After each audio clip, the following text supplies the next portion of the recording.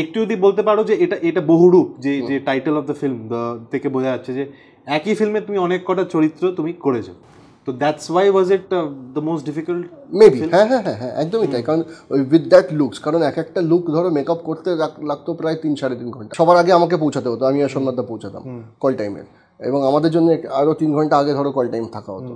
তো গিয়ে ওটাকে পুরো রেডি করে, সমস্ত কিছু রেডি করে চলো তারপর অনফ্লোর যাওয়া, আবার তুলতেও প্রায় ধরো লাগতো প্রায় 2-2.5 ঘন্টা লেগে যেত। মানে এতটাই ছিল, মানে আমরা এরকমভাবে প্ল্যান করেছিলাম যাতে একটা একটা লুক কমপ্লিট করে আরেকটা লুকে যেতে পারি। তো সুতরাং এরকমও হয়েছে কি একদিনে আমরা 2টো লুকও করেছি বা একদিনে 3টে লুকও করেছি, ঠিক আছে। কিন্তু ওই উইথ দ্যাট কি 3 ঘন্টা মেকআপটা হচ্ছে, তুলতে 2 ঘন্টা, শ্যুট হলো এতটা, আবার ফ্রেশ চলো একটুখানি মাথা ভালো করে ঝাঁকিয়ে করে চাপাকে, অনেকটা অনেকটা পরিশ্রম, অনেকটা। মানে এই যে সোমদা তুমি যে বলছো, মানে আমাদের অডিয়েন্সকে যারা জানে না, কেন কি আমরা তো ফাইনাল প্রোডাক্টটা দেখি, যে 3 ঘন্টা before the first shot is even taken, মানে প্রথম তোমার মানে ডিরেক্টর অ্যাকশন বলার আগে 3 ঘন্টা ধরে তোমার মেকআপ হচ্ছে, এটা তো একটা সাইকোলজিক্যাল এফেক্ট পড়ে, একটা নিশ্চয়ই পড়ে। এক সময় পারে মানে মাথায় হাওয়া ঢুকছে না, ঠিক আছে। তো ওইগুলো নানান রকমভাবে।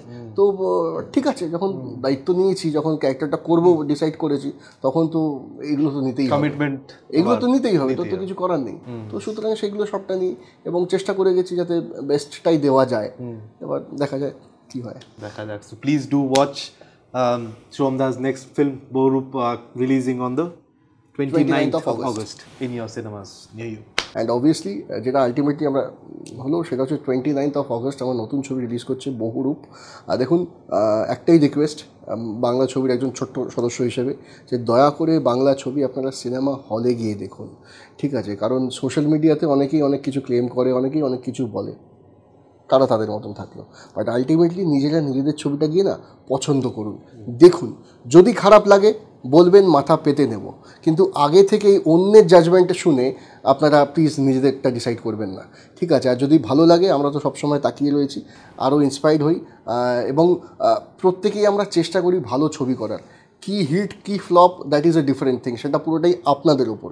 কিন্তু আমরা যারা ক্যামেরার সামনে বা ক্যামেরার পেছনে, তারা আমরা কিন্তু ফুলটাই দিই, এবং সেই ক্ষেত্রে কিন্তু আমাদের অনেকটা জীবনের বাজিও চলে আসে, ঠিক আছে।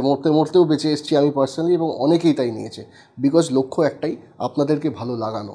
তো সুতরাং সেইখানে যখন আপনারা কোথাও আগে থেকে জাজমেন্টাল হয়ে যান, তখন পুরো পরিশ্রমটা না আমাদের খুব নষ্ট হয়, এবং শুধু নষ্ট নয়, খুব কষ্টকর হয়।